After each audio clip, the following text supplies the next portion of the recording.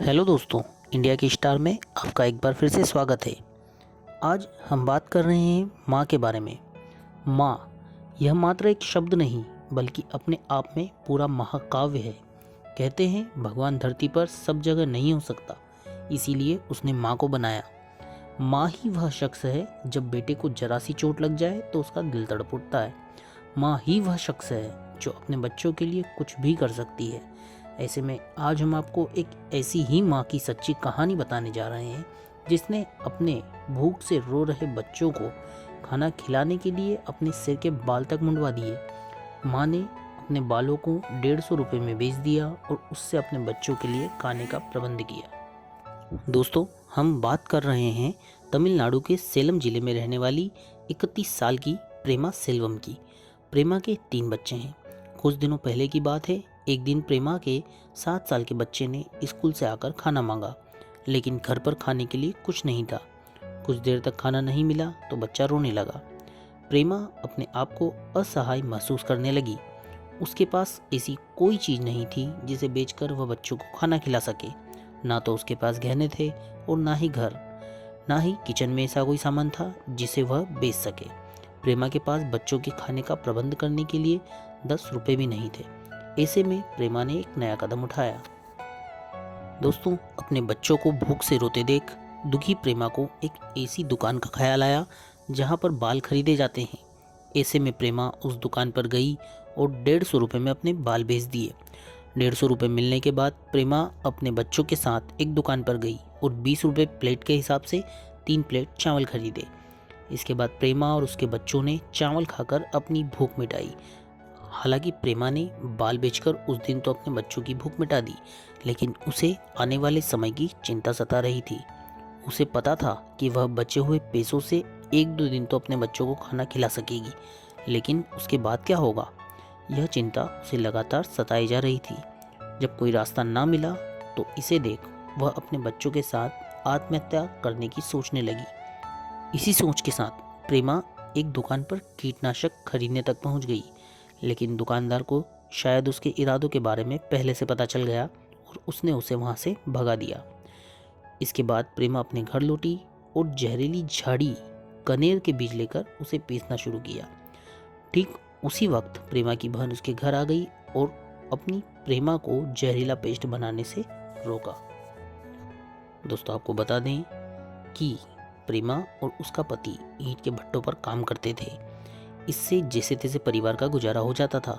इस बीच प्रेमा के पति ने अपना भट्टा चलाने के लिए ब्याज दर पर स्थानीय महाजन और पड़ोसियों से कुछ कर्ज लिया था, लेकिन वह अपना भट्टा नहीं चला पाए और कर्ज के दलदल में फंस गए।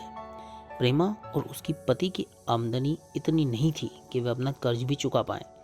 कर्ज से घिरे होने के कारण प्रेमा के पति ने 7 महीने पहले आत्महत्या कर ली और अपने पीछे प्रेमा और 3 बच्चों को छोड़ गए। पति की मौत हो जाने के बाद भी प्रेमा ने अपने बच्चों का पेट पालने के लिए मजदूरी जारी रखी। वह ईंटों के भट्टों पर ही काम करती थी। ईंटों के भट्टों पर मेहनत ज़्यादा लगती थी, लेकिन उसे इसके बदले रोजाना 200 रुपये तक मिल जाते थे, जिससे वह जैसे तैसे अपने बच्चों को पालती और कर्ज की किस्तें चुकाती। लेकिन पिछले महीनों से प्रेमा खुद भी बीमार रहने लगी। बुखार के चलते प्रेमा ईंटों का बोझ नहीं उठा पा रही थी, काम पर नहीं जा रही थी, तो उसकी आमदनी भी कम हो चुकी थी। पढ़ी लिखी नहीं होने के कारण उसे सरकारी योजनाओं के बारे में भी जानकारी नहीं थी। ऊपर से प्रेमा की आमदनी भी कम थी, जिसके कारण वह कर्ज की किश्त भी नहीं चुका पा रही थी। दोस्तों, प्रेमा की इस कहानी के बारे में जब कंप्यूटर ग्राफिक्स सेंटर चलाने वाले बाल मुरुगन को पता चला तो वे प्रेमा से मिलने उनके घर पहुंचे। उन्होंने प्रेमा से उनके हालात समझे और उसे मदद का भरोसा दिलाया। दूसरी तरफ प्रेमा के दोस्त प्रभु ने प्रेमा को कुछ पैसे दिए ताकि वह कुछ दिन अपने परिवार का पालन पोषण कर सके। इसके बाद बाला ने सोशल मीडिया के जरिए लोगों से प्रेमा की मदद करने की अपील की। बाला की अपील का भी असर हुआ और महज एक दिन में ही लोगों ने 1,20,000 रुपये प्रेमा की मदद के नाम पर बाला को दे दिए। जब बाला ने वह पैसे प्रेमा को दिए तो वह काफ़ी खुश हुई और उसने यह कहा कि इससे उसे कर्ज चुकाने में बहुत मदद मिलेगी। इसके बाद प्रेमा ने बाला को और मदद जुटाने से मना कर दिया। उसने कहा कि वह बाकी का कर्ज खुद मेहनत करके चुका देगी। प्रेमा को अब बाकी कर्ज के लिए 700 रुपये महीने के हिसाब से कर्ज लौटाना है। दोस्तों, दूसरी तरफ जब मामला तुल पकड़ने लगा तो जिला प्रशासन भी प्रेमा की मदद के लिए आगे आया और मदद के लिए दूध बेचने की डीलरशिप की व्यवस्था करने का भरोसा दिलाया। दरअसल बाला का परिवार भी ऐसी परिस्थितियों का सामना कर चुका है। जब बाला 10 साल के थे तब उनकी माँ घर की पुरानी किताब, कागज की रद्दियाँ ये सब बेचकर उनके लिए चावल खरीद कर लाई थी। यही कारण है कि बाला को जब प्रेमा के बारे में पता चला तो वह तुरंत ही उसकी मदद करने के लिए पहुंच गए।